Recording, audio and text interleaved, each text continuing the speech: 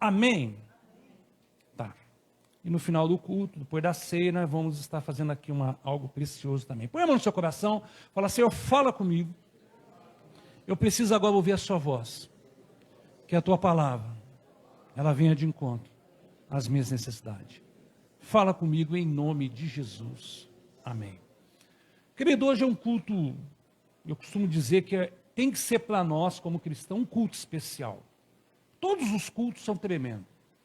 Toda vez que você se apresenta na presença de Deus é algo maravilhoso. Pode estar dentro do seu quarto, pode estar debaixo de uma árvore, pode estar no campo, pode estar dentro da igreja. Toda vez que você se coloca na presença do Senhor com o coração aberto, com o coração contrito, né, com o coração ali humilde, com o coração arrependido, Deus, Ele não te deixa você no vácuo. Você viu quando você dá a mão para alguém e a pessoa te deixa no vácuo? Deus não te deixa no vácuo. Todas as vezes Deus está ali te abraçando, o Espírito Santo está nos consolando, porque Ele faz isso conosco. Então, meu amado, o culto de ceia, ele para nós, ele é um culto especial, porque se trata de um alimento espiritual para as nossas vidas. A ceia fala de um alimento. Jesus ali, né, na sua última ceia que ele teve, antes de subir na cruz e morrer por mim e por você, ele reuniu os seus apóstolos, justamente para celebrar ali, que era a Páscoa judaica na época, para celebrar a ceia do Senhor. E a ceia daquela celebração, ela passou a ter um propósito muito diferente nas nossas vidas. Ela ia representar a morte, né, o sacrifício de Jesus na cruz por nós. Então o culto de ceia tem que ser para nós um culto especial. Eu tenho que vir sim me preparando, nossa, é um culto de ceia, eu tenho que me alimentar espiritualmente. Você aqui, quando você pega o pão que representa o corpo de Cristo, é onde ali ele foi entregue, foi moído, ele foi chicoteado, ele sofreu naquela cruz por mim e por você. Primeiro, para nos salvar e para nos curar de todas as nossas enfermidades. A Bíblia fala isso, que ele levou sobre si as nossas dores e as nossas enfermidades. A Bíblia fala que ele levou sobre si. Isaías 53, 5, se eu não me engano. Isaías 53, fala... 4, 5? Ah lá. Então a Bíblia fala que ele levou sobre si naquela cruz as nossas dores e a nossa enfermidade. Então, o que eu entendo? Primeiro, que nós temos que ser salvos e sermos curados na presença do Senhor. Então, o culto de ceia é um culto de alimento. Por que muito cristão, hoje, a gente tem visto, que tem patinado na sua vida espiritual? Não consegue almejar um padrão de santidade, não consegue almejar um padrão de intimidade com Deus, não consegue almejar, meu amado, ali, um padrão de leitura da palavra, de vida de oração. Por quê? Porque muitas vezes tem desprezado o alimento espiritual, que é muito importante para nós. Então esse culto é algo precioso para a igreja. Não abra mão do culto de ceia, querido, não abra mão. Tenha mesmo na sua agenda como um culto que não pode faltar na sua vida, que é um culto. E apesar de um culto ser que o próprio Jesus pediu para fazer em memória dele, faça isso em memória de mim, entendeu? Nunca deixa cair no esquecimento aquilo que o Senhor fez para nós. Amém, queridos? Glória a Deus. Amados, só que na nossa caminhada com o Senhor, a gente sabe que não é fácil ser cristão, não é fácil. A gente sabe que nós temos muitas lutas, muitas dificuldades. E há momento que nós, às vezes, parece que nós perdemos a força de lutar. De repente não é você, mas você conhece alguma pessoa que perdeu a força de lutar espiritualmente. Entregou os pontos. Às vezes nós perdemos a nossa caminhada, a força de lutar. Às vezes na nossa caminhada nós perdemos o desejo. Às vezes as lutas, as dificuldades, elas são tão grandes. Às vezes a tempestade, meu amado, ela é tão intensa. Às vezes o vendaval, meu amado, ele é tão cruel. E às vezes nós nos sentimos acuados. E em muito disso nós perdemos às vezes a força de lutar. Você sabe que nessa hora que o inimigo vem nos atacar. O inimigo não vem te atacar quando você está bem. O inimigo ele não vem, meu amado, te atacar quando você está orando, quando você está buscando. Ele vai tentar, ele vai jogar seus dardos, ele vai levantar ali, ele vai levantar suas armadilhas contra nós, mas ele já está derrotado pelo poder do nome de Jesus. O maior ataque na nossa fé é quando você está passando dificuldade. Quando nós estamos enfrentando dificuldade. Quando nós perdemos a força de lutar. Eu tenho visto hoje, meu amado, que nós vamos começar a viver um momento muito precioso da igreja. Nós temos conversado com alguns pastores, temos visto alguns testemunhos daquilo que Deus está querendo começar já a fazer sobre a face da terra, diante da sua igreja, junto com a sua igreja. Não fica, meu amado, aí ninguém espantado com a volta de Cristo. Nós sabemos que Jesus está às portas.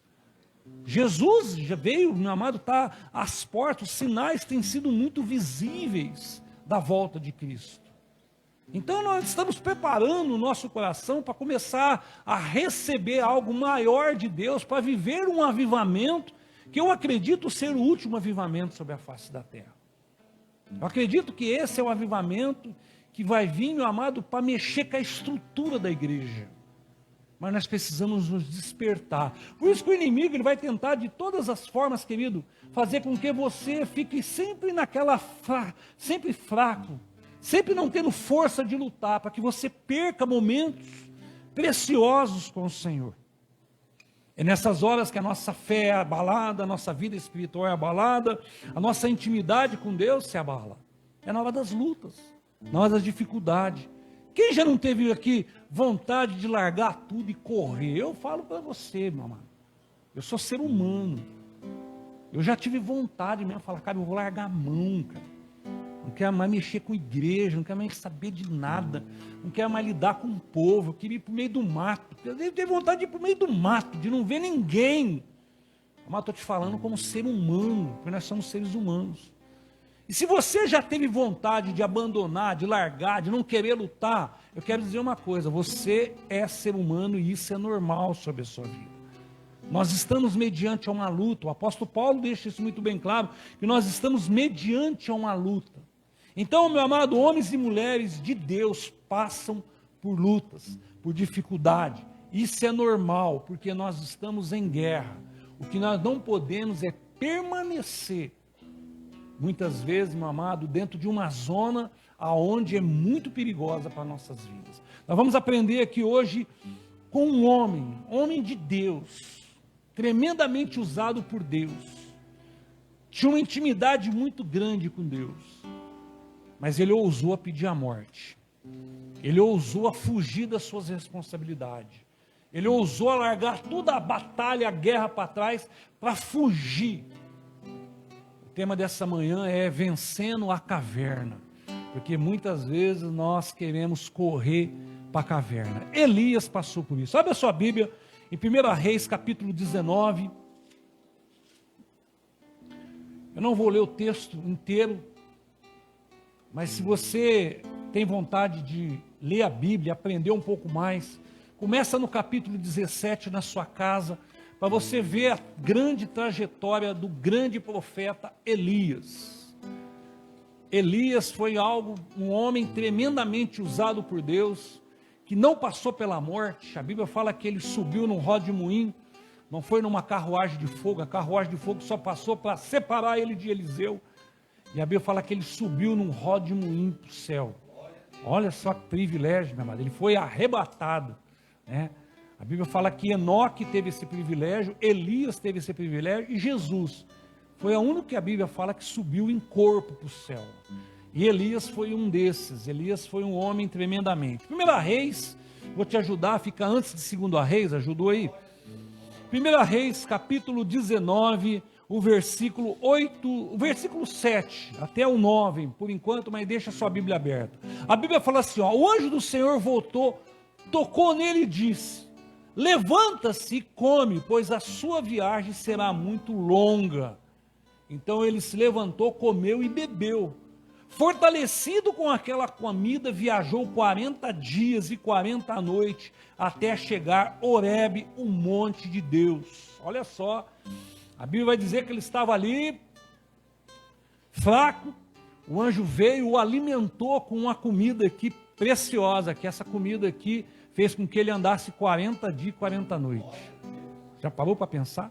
Que comida preciosa que o anjo veio trazer para ele. Porque o anjo falou para ele, a sua caminhada é longa. Você não vai aqui na esquina não. Você não vai aqui no próximo bairro, a sua caminhada é longa. E a Bíblia fala que ele se alimentou, ele andou 40 dias e 40 noites até o monte de Deus. A Bíblia fala que ele foi ao monte de Deus. Aí o versículo 9 fala assim, ali entrou numa caverna e passou a noite. Por enquanto, só até aí. Amado, Elias foi um homem que trouxe ele foi um divisor de água na vida espiritual do povo de Israel. O povo de Israel naquele momento estava sendo governado pelo rei Acabe, casado com Jezabel. Jezabel era uma bruxa. E o rei Acabe faz com que o povo se desvie de Deus. E Elias, ele desafia ali aquele comando, ele desafia o rei Acabe, ele lança ali um desafio. E a palavra de Deus fala, meu amado, que Deus honra a palavra de Eliseu. Eliseu, ele não pediu para Deus fechar o céu, ele falou, segundo a minha palavra, olha que homem audacioso com Deus. Segundo a minha palavra, que não chova, que não caia um orvalho. E Deus olhou para ele e viu que ele era um homem corajoso e sustentou a palavra dele. E por 3 anos não choveu naquela região. E a gente sabe que se vê escassez da chuva, tudo passa. Mas se faltar água, querido, nós sofremos. E a palavra de Deus, meu amado, fala que aquele povo passou muitas dificuldades.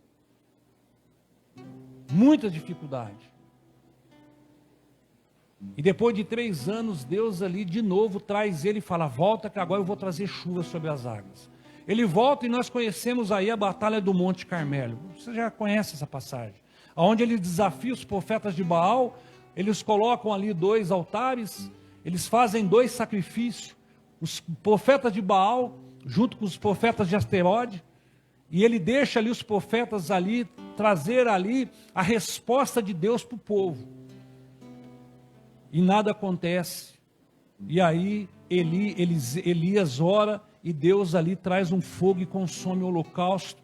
E o povo vê o poder de Deus se manifestar. O povo estava ali sem saber quem seguir. O povo estava sem referência. O povo havia, meu amado, ali se entregado à idolatria. O povo estava perdido, o povo estava sofrendo. E Elias ali é levantado na batalha do Monte Carmelo para trazer uma divisão de água, para abrir os olhos do povo. Aí, meu amado, olha só um homem que fez tremendas coisas por Deus, um homem que foi ousado a desafiar um comando, um homem que foi ousado a matar ali 450 profetas de Baal, mais 400 profetas de Estarote, aonde ele mata esses profetas, aonde ele é audacioso, aonde o povo ali glorifica a Deus. Um capítulo depois, ele está fugindo de medo de um ataque, de uma ameaça de Jezabel. Capítulo 18 mostra que Jezabel ali vai ameaçar, na verdade isso começa no capítulo 19, ele vai ameaçar ali. E a Bíblia fala que não foi Jezabel que bateu na porta de Elias para ameaçar, foi o mensageiro. E a Bíblia fala que ele larga tudo para trás, e ele foge daquela dificuldade, e vai pedir a morte. Entra em depressão. Diz alguns historiadores que é o momento de depressão da vida de Elias. Elias ali, ele se encontra agora acuado, fraco, com vontade de morrer. Ele pede a morte para Deus. Ele fala, me mata, eu não sou melhor que meus antepassados. Olha só, ele pedindo para Deus o tirar a sua vida.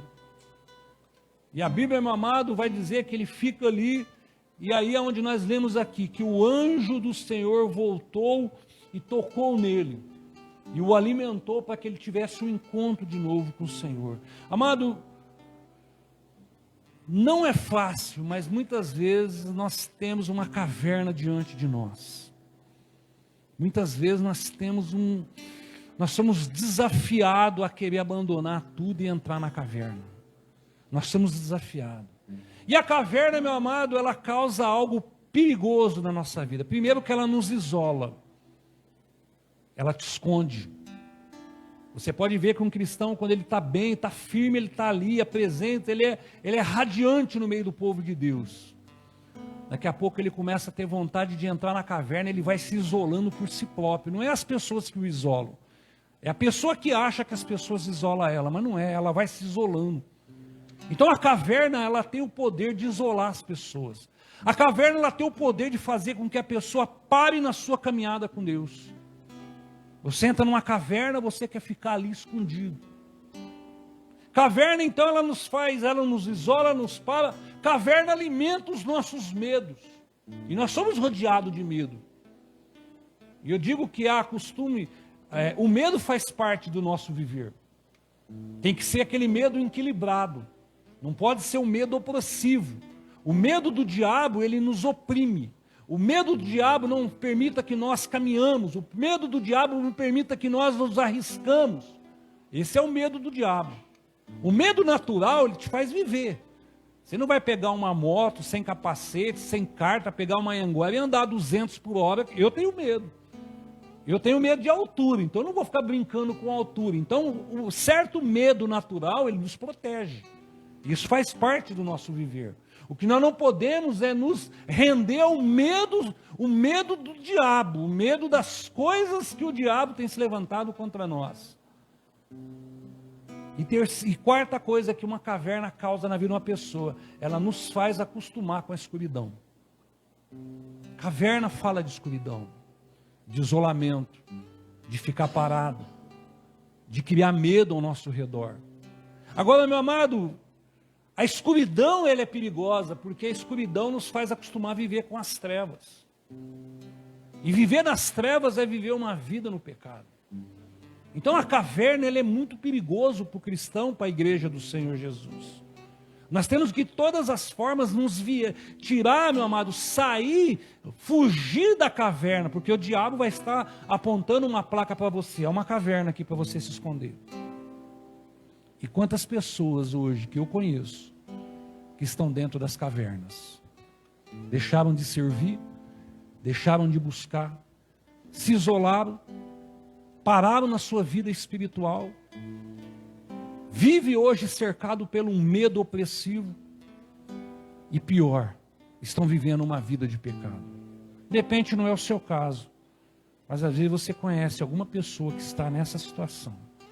Alguém que outrora você via servindo ao Senhor, louvando, glorificando, exaltando, buscando a presença de Deus, e agora está aí, comendo na mão do diabo, afastado dos caminhos do Senhor, longe da presença de Deus. Amado, e a pior coisa que tem é a ausência de Deus. A pior coisa que tem, meu amado, é você não ter relacionamento com o Criador. A pior coisa que tem na vida, meu amado, de uma pessoa, é a falta de Deus no coração. Às vezes as pessoas aí fora correm atrás de bens, porque acham que bens pode substituir a presença de Deus, e não pode. Às vezes a pessoa corre muito atrás de dinheiro, e dinheiro não substitui a presença de Deus. Às vezes as pessoas correm atrás, meu amado, de pessoas, e pessoas não vão suprir a necessidade de Deus na sua vida. Só você tem, meu amado, o poder de trazer o Espírito Santo para voltar a ter comunhão com Deus. Não ande sem Deus, não ande sem a presença da luz, não ande sem se render a Deus, não ande sem prestar conta para Deus, meu amado, porque quem anda longe de Deus está correndo um risco de virar churrasco no inferno. As pessoas estão hoje dessa forma. A pergunta é, como vencer a caverna? Primeira coisa, meu amado, nós temos que lutar com o que nos aponta a caverna. O versículo 2 mostra aí do capítulo 19, o que apontou a caverna na vida de Elias. O versículo 2 fala assim, ó, por isso Jezabel mandou um mensageiro a Elias para dizer, que os deuses que me castiguem com todo rigor, se amanhã nesta hora eu não fizer com a sua vida o que você fez com a deles. Às vezes, querido, o que nos aponta a caverna é a ameaça, das dificuldades que muitas vezes nos cercam. Eu não sei você, mas eu conheço algumas pessoas, meu amado, que quando começa a perceber, já entra em crise. Tem pessoas que vivem o sofrimento antes do problema. Tem pessoas que conseguem, meu amado, sofrer antes do acontecimento. Ela antecipa a sua vida de sofrimento. Ela não consegue sair daquilo. As ameaças, meu amado, muitas vezes ela nos aponta a caverna. As ameaças, muitas vezes, meu amado, nos faz vontade de largar tudo. Ameaça de um casamento destruído, ameaça de uma família sendo destruída, ameaça de uma vida financeira destruída. Eu confesso para você, querido, que eu já passei muito por isso. Eu fui comerciante de 17 anos, e viver como comerciante é viver numa corda bamba, principalmente num país de instabilidade, de altos e baixos. É um desafio. E naquela época, meu amado, a minha confiança estava na minha força do meu braço. E eu confesso para você que muitas vezes eu me via, meu amado, ali, quando eu via que as coisas não iam acontecer, eu já entrava em parafuso. Quantas noites eu não dormi? Porque eu achava, tentando procurar uma solução para resolver alguns problemas que ainda não tinham acontecido. Porque nós temos essa facilidade de sofrer antes. O que eu vejo aqui, meu amado, que Elias, ele sucumbeu, ele se rendeu a uma ameaça. Ameaça, meu amado. E é como difícil. Como é difícil. Então a primeira coisa que nos aponta a caverna é a ameaça do inimigo, é a afronta do inimigo. Sabe quando você sonha e quando você ouve uma voz maior que o seu sonho dizer, não vai dar certo, você não vai conseguir, essas portas não vão se abrir, você é insignificante, você não serve para nada, você não chega a lugar nenhum. Muitas vezes, meu amado, a gente ouvimos o diabo com um microfone gritando isso para nós.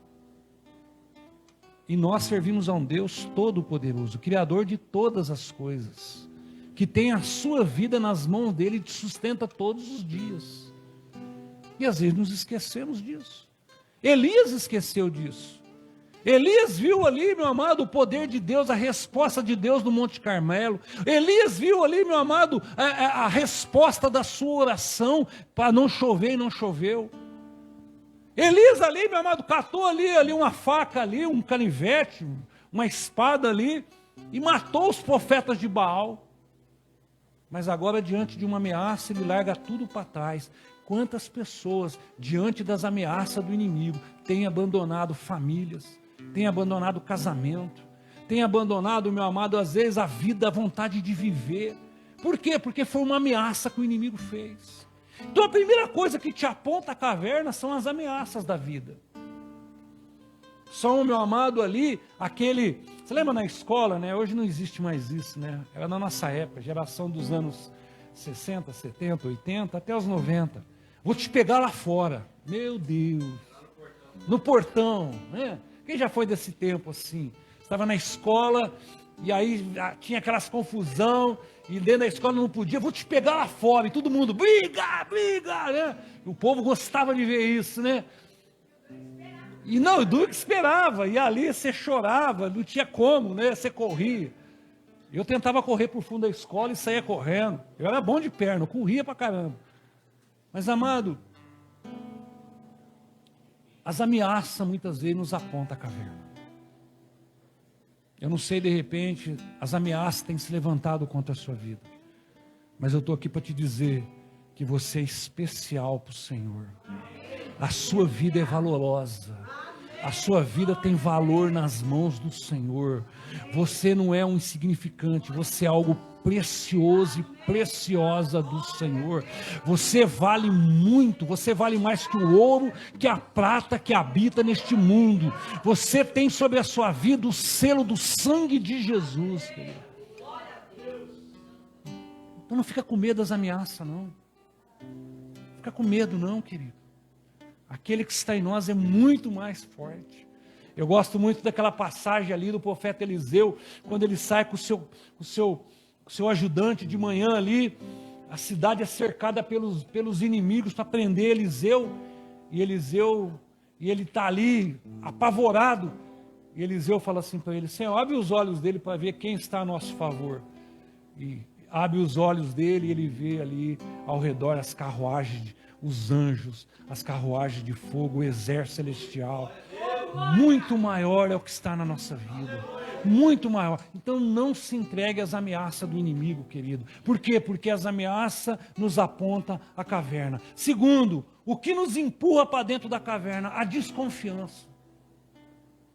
As ameaças nos apontam uma placa, aqui uma caverna, pode entrar e esconder. Mas o que nos empurra para dentro dessa caverna? A desconfiança. Olha o versículo 3 do capítulo 19. Elias teve medo e fugiu para salvar a sua vida. A desconfiança do agir de Deus.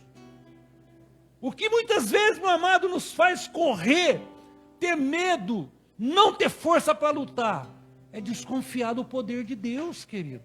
É desconfiar do agir de Deus. É desconfiar da manifestação do poder de Deus. Você está entendendo, querido? E eu vou te falar uma coisa. Como Deus tem se derramado sobre a sua igreja nesses últimos tempos. Como Deus tem feito maravilhas. É porque muitas vezes o nosso foco, meu amado, está justamente naquilo que está nos ameaçando. Eu estou te falando essa manhã, está na hora de você erguer um pouquinho mais a cabeça e olhar o poder de Deus que está sobre a sua vida, sobre a sua casa, sobre o seu casamento, sobre a sua família. O poder de Deus é muito maior. Por quê? Porque a desconfiança nos empurra para dentro da caverna. A desconfiança do poder de Deus, do agir de Deus. Elias, ele se desconfiou desse momento.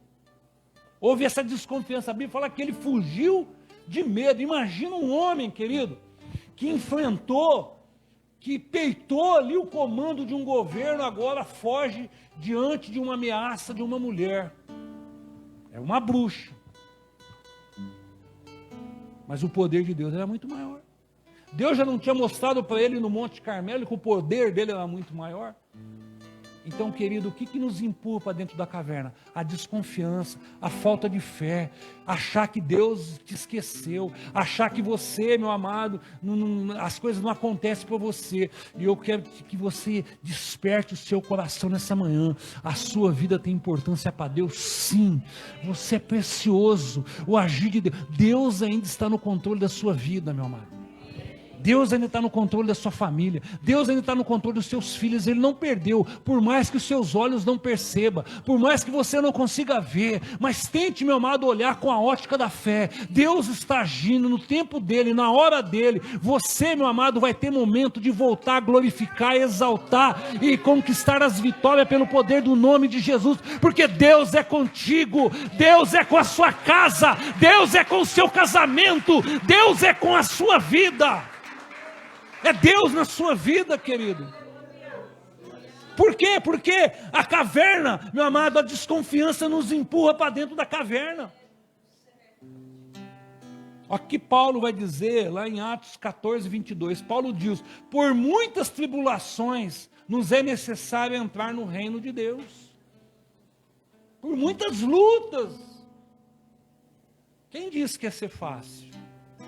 Quem disse que ia aceitar Jesus e deitar debaixo, deitar numa rede, aguinha de coco? Quem disse? Quem aqui já falou aquela frase? Depois que eu me converti, parece que as coisas pioraram. Será que só eu que falei isso? Depois que parece que eu comecei a buscar Deus, as coisas virou de cabeça para baixo. Depois que eu comecei a buscar as coisas de Deus, parece que piorou tudo. Você quer ver uma coisa? Você quer ver um sinal do reino espiritual agir? Começa a buscar para a sua família, para você ver como que a sua família se levanta contra você. Como você começa a ser o alvo, a perseguição no mundo dentro da sua casa. Mas o poder de Deus, ele é muito maior, querido, amém? Então, meu amado, primeiro aqui, o que nos aponta a caverna? A ameaça do inimigo. O que nos empurra para dentro dessa caverna? A desconfiança. Terceiro, o que nos faz sermos vencidos pela caverna? O medo. O versículo 3 aqui que nós lemos, fala aqui o quê? O medo, Elias teve medo. Medo de quem? Do inimigo. Medo da ameaça. Medo de perder a sua vida. Amado, eu fico tentando, você não entende Elias. Elias estava com medo de morrer e pedir a morte. Você falou? Você já leu o texto dessa forma? Eu gosto de ler o texto às vezes com alguns detalhes. E uma passagem ele está ali pedindo a morte. Deus me mata, eu não sou merecedor. Na outra ele tem medo de morrer e foge com medo de morrer. Dá para entender, ô Madalena? Não dá, não é? Mas Elias passou por isso. O medo do quê? Do inimigo. O medo do fracasso, o medo da humilhação, o medo de arriscar, o medo de lutar. O medo, meu amado, que nos faz muitas vezes ficar nos rendendo a certas coisas erradas. Só que tem uma promessa sobre a nossa vida. 2 Timóteo 1,7 fala assim, ó, onde diz, porque Deus não nos deu um espírito de covardia, mas de poder, de amor e de moderação. Amém? Há um espírito de poder sobre a sua vida. Há um espírito de ousadia, há um espírito de vencedor, há o Espírito Santo que não perde batalha, não perde luta, não perde, meu amado, não perde. É nós que muitas vezes entregamos de mão beijada. Se nós pudéssemos imaginar, eu gosto muito de Davi, quando ele foi desafiado, e ele fala para os inimigos, ele diz, você desafiou os exércitos. Ele não falou o exército de Israel, no singular, ele fala no plural. Você desafiou os exércitos. Você desafiou os exércitos de Israel e você desafiou o exército celestial. Querido, quando o inimigo tenta contra a sua vida, ele está desafiando o exército celestial. Por quê? Porque você tem paternidade. Você é filho e filha de Deus. Você é filho e filha de Deus. Então, querido,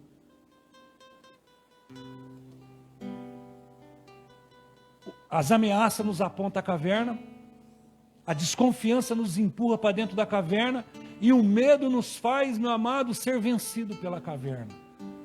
Agora, o que nos faz ficar na caverna? A desobediência. Olha o versículo 9. Do capítulo 19 de 1 Reis. É ali e entrou numa caverna. A Bíblia fala que ele caminhou 40 dias, 40 noites para ter um encontro com o Senhor. Mas em vez de ele ir para o monte, ele foi para a caverna. Em vez de ele ousar, ele ficou com medo. Ele fugiu. E a Bíblia fala que ele entrou dentro de uma caverna. O encontro com ele era no monte. Olha o versículo 8 que fala assim, ó. Então ele se levantou, comeu e bebeu, fortaleceu-se com aquela comida, viajou 40 dias e 40 noites até chegar no monte de Deus. E naquele momento ele se entregou e foi para a caverna. Quantas pessoas hoje, meu, têm fugido da presença de Deus? Você quer um exemplo claro de um outro homem de Deus? Jonas. Jonas fugiu da presença de Deus, da responsabilidade. Porque servir ao Senhor, meu amado, é responsabilidade nossa. Há uma responsabilidade que cabe sobre a minha vida e sobre a sua vida. Sabe quando você anda com a Bíblia na mão, bonitinho, cheiroso, indo para um caminho, alguém está falando, está indo para a igreja. As pessoas te veem você como uma pessoa diferente. Então, cabe sobre nós uma responsabilidade de sermos uma testemunha viva sobre a face da terra dos poderes de Deus. Por isso que o inimigo quer que você entre em uma caverna e fique ali escondido, que a sua vida não cresça, não amadureça, não viva os milagres, não tenha testemunho para contar, não tenha intimidade com Deus. Eu falei aqui a semana passada, o que mais tem faltado hoje na vida da igreja é intimidade com Deus. Acabou aquelas noitadas de madrugadas, acabou aqueles encontros que às vezes nós íamos e não importava o momento para poder estar na presença de Deus e sair dali cheio da presença de Deus. Acabou, meu amado. Eu lembro quando nós nos reunimos, no dia seguinte, quando a gente ia para as vigílias à noite, no dia seguinte, os comentários que nós tínhamos do poder de Deus se manifestando naquela noite. Mas você sabe que nos últimos tempos nós temos acontecido, meu irmão? Nós temos nos reunido como igreja, e nós temos falado muito que a luta está grande, que não está fácil, que as coisas não vão dar certo, parece que as coisas não se abrem. Você pode ver que nós profetizamos mais coisas negativas do que positivas.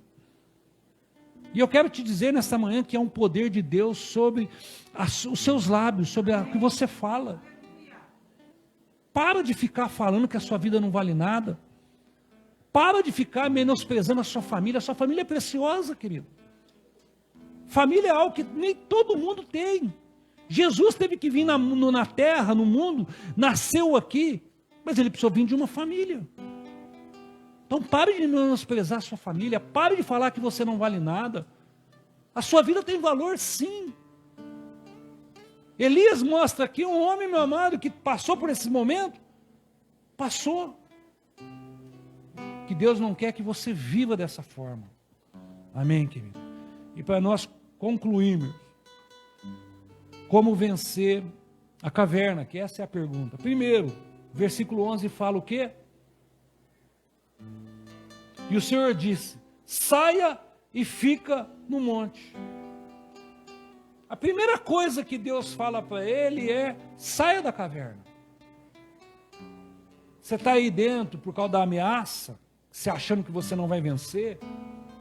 Você está aí dentro da caverna achando que você não consegue mais crer no agir de Deus. Você está dentro de uma caverna rodeado do medo, do fracasso, da derrota, do que as pessoas vão pensar. De repente você está dentro de uma caverna por causa da desobediência de uma direção de Deus. Amado, sabe qual que é que Deus quer para nós nessa manhã? Que nós saímos, porque é momento de nós começarmos a viver maravilhas na presença de Deus. Há um tempo de nós vivermos esse melhor tempo de Deus na nossa vida, querido. Primeira coisa aqui que Deus fala para ele, sai. Então sabe o que eu aprendo, meu amado, para nós nessa manhã, para vencer a caverna? Obedecer a Deus. Obedecer aquilo que o Senhor quer. A primeira ordem que Deus dá é, sai para fora. Dentro da caverna você não vai ouvir Deus. Deus não entrou na caverna para falar com Elias. Porque na caverna Deus não fala com Elias. Não é, meu amado, dentro dessa vida que você acha que não tem mais valor, dessa vida que você acha, meu amado, que já não tem mais a presença de Deus, que você vai viver. Sabe qual é a resposta para você nessa manhã? Sai para fora. Deus quer falar com você. É com você que Deus está falando, é comigo que Deus está falando nessa manhã. Sabe por quê, meu amado? Porque eu vi ontem um pastor profetizando, e ele chamou os pastores lá na frente, e ele profetizou um tempo de um avivamento sobre a igreja. E ele profetizou, meu amado, um tempo de que as pessoas, meu amado, já vão começar a ver a porta da igreja de uma forma diferente e querer entrar. Eu acredito, eu vejo que esse tempo está chegando. Nós estávamos aqui domingo, né? O Lucas, a pessoa nem perguntou se aquela igreja, né, Lucas? Estava na porta, ela entrou. Ela nem sabia que ela está dentro de uma igreja. Nós estávamos no domingo, a pessoa entrou aqui, nem sabia que aqui era uma igreja. Aí eu convidei as irmãs para orar, até eu errei. A Regiane, coitada, já pediu perdão? Perdoou, né, filho? E aí ela veio junto, ficou aqui sentado aqui, eu orei pelas irmãs, fui orar por ela e algo maravilhoso aconteceu no nosso meio. Por quê, meu amado? Porque Deus quer fazer no meio da sua igreja. O que nós precisamos é estar disposto. Deus quer fazer na sua família. O que nós precisamos é estar disposto. É parar de uma vida de reclamação, de murmuração, de só achar que as coisas não vão dar certo. Eu estou dizendo que você serve um Deus que tudo dá certo. Você serve um Deus, meu amado, que tudo está no controle dele. É esse Deus que nós servimos. Amém, querido? Então, meu amado, primeira coisa aqui, sai para fora. Você quer falar com Deus, meu amado, é fora da caverna. Segundo, meu amado, suba no monte. Ó, o versículo 11 ainda fala assim, ó, suba no monte. E o Senhor disse, sai e fique no monte, na presença do Senhor. Está difícil? As ameaças têm sido grandes? Muitas vezes paira a desconfiança no seu coração? Muitas vezes dá vontade de abandonar tudo? Mas sabe qual é o recado? Não abandone a presença de Deus. Fique na presença dele. É Ele. Não foi Ele que te chamou. Não foi o Espírito Santo que te convenceu da sua vida errada, de pecado, e você o aceitou Jesus como Senhor e Salvador da sua vida, não foi? Então Ele sabe tudo da sua vida. Fique na presença dele. O monte é estar na presença do Senhor. Põe-te neste monte. É estar na presença de Deus. A presença de Deus é o lugar onde nós devemos estar. E muitas vezes, querido, nós estamos na presença de Deus com o coração destruído. Às vezes as perdas, os momentos difíceis. Aí que está o desafio de ser cristão. Porque eu conheço pessoas, irmão, que quando chega na hora das lutas, vai para o bar, enche a cara. Vai fumar uma droga. Vai procurar as coisas erradas. O desafio da igreja, no momento difícil, você permanecer na presença do Senhor.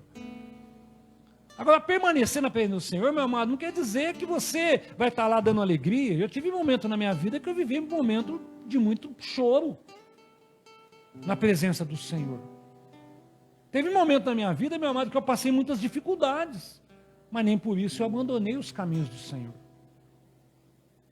Então, um recado nessa manhã, meu amado, que é o momento de nós como igreja sairmos da caverna, porque o Senhor quer derramar maravilhas sobre as nossas vidas, amém?